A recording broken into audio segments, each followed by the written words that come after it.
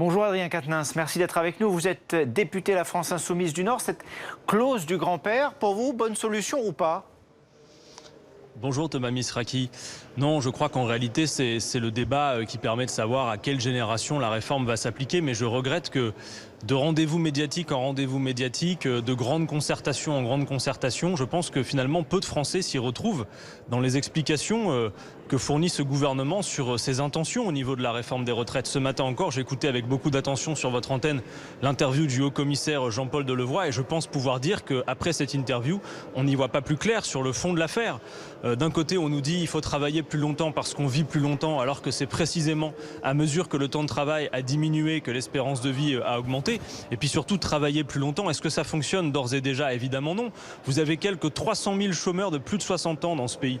À l'âge d'arriver à la retraite, vous avez un actif sur deux qui n'est déjà plus en emploi. Quand on écoute M. Delevoye, quand on écoute M. Macron, M. Édouard Philippe, on a cette désagréable impression que finalement la retraite, ça serait un problème ou juste une équation à régler sur un coin de table. Mais non, la retraite, c'est un autre âge de la vie. Que voulons-nous pour nos vieux jours? C'est ça la question fondamentale qui est posée. Que voulons-nous comme modèle pour nos retraités, une fois qu'on a travaillé toute une vie de labeur, que voulons-nous offrir comme modèle à nos retraités? Voilà la question essentielle qui est posée. Ce à quoi Emmanuel Macron répond, nous allons faire des économies, puisqu'en réalité, l'essentiel n'est jamais dit, c'est bien là le cœur de l'affaire. Et je regrette que ce matin, la question n'ait pas été posée à M. Delevoye, c'est que ce gouvernement a l'intention, en rupture avec tout ce qui s'est fait jusqu'à présent, parce que le système actuel a plutôt répondu à sa promesse de maintenir hors de la pauvreté un nombre important de retraités, d'avoir un taux de pauvreté des seniors moindre, qu'à mesure qu'il y avait une part plus importante des seniors dans la population active, eh bien les recettes liées aux retraites, l'argent que l'on mettait pour financer les retraites, à mesure que les seniors étaient plus nombreux dans la population française, ont augmenté. Or là, pour la première fois, et en rupture avec tout ce qui s'est fait par le passé, Emmanuel Macron a décidé que 14% du PIB, ce serait un plafond.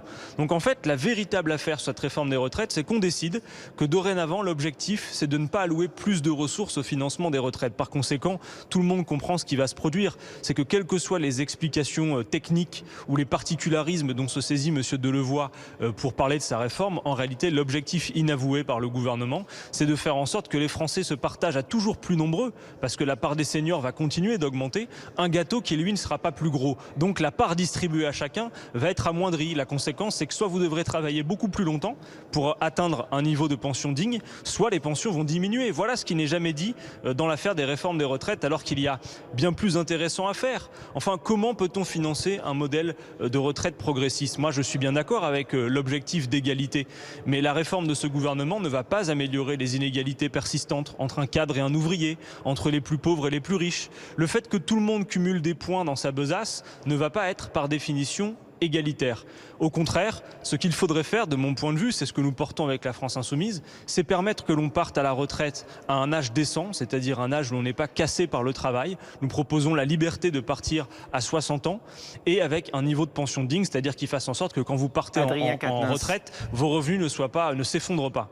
Deux petites questions très rapidement, s'il vous plaît. La première est relative à ce qui a été dit ce matin, ici même, sur ce plateau, par Jean-Paul Delevoye. Il dit, quoi que puissent en penser les Français, cette réforme sera votée dès 2020. Votre réaction, en quelques mots, s'il vous plaît.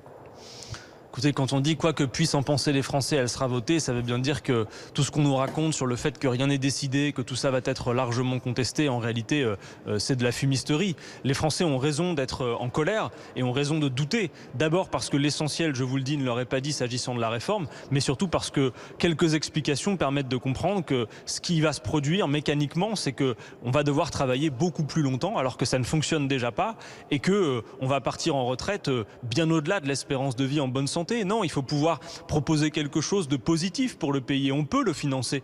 Songez-y un instant, si on fait en sorte qu'il n'y ait plus l'inégalité salariale entre les femmes et les hommes qui est de l'ordre de 20%, c'est beaucoup de cotisations en plus pour financer les retraites. Si on augmentait les salaires rien que de 1%, on aurait plus d'1 milliard de cotisations en plus. Donc on peut imaginer réhabiliter l'idée de la cotisation et l'idée qu'on finance correctement un projet digne pour les vieux jours des Françaises et des Français. Voilà qui me paraît à mon avis plus enthousiasmant que de dire En quelque sorte, on va faire des économies et sous couvert d'universalité, en fait, quel que soit votre métier, quel que soit votre statut, eh bien, vous allez avoir à travailler beaucoup plus longtemps ou avoir des pensions de misère. Et d'ailleurs, vous avez vu, et j'en termine là, que les assureurs et les banques s'en réjouissent parce que eux ont bien compris que si le système de retraite par répartition propose une pension indigente, eh bien, en quelque sorte, vous allez pouvoir faire vos propres retraites par capitalisation. Non, ce n'est pas le modèle que nous souhaitons pour le pays. Je vais vous lancer un petit défi, essayez de me répondre en 20 secondes. Est-ce que, selon vous, la mobilisation du 5 décembre peut changer les choses concernant cette réforme des retraites ? Je l'espère, Thomas Misraki. Je vois bien que le gouvernement essaye de diviser les Français, notamment en parlant des régimes spéciaux qui ne concernent que 3% de la population active. Non, moi je le dis, tout le monde est concerné et tel que la réforme est prévue, tout le monde va être perdant. Donc tout le monde a intérêt à se mobiliser pour un autre projet de réforme des retraites. Voilà ce que je vous dis.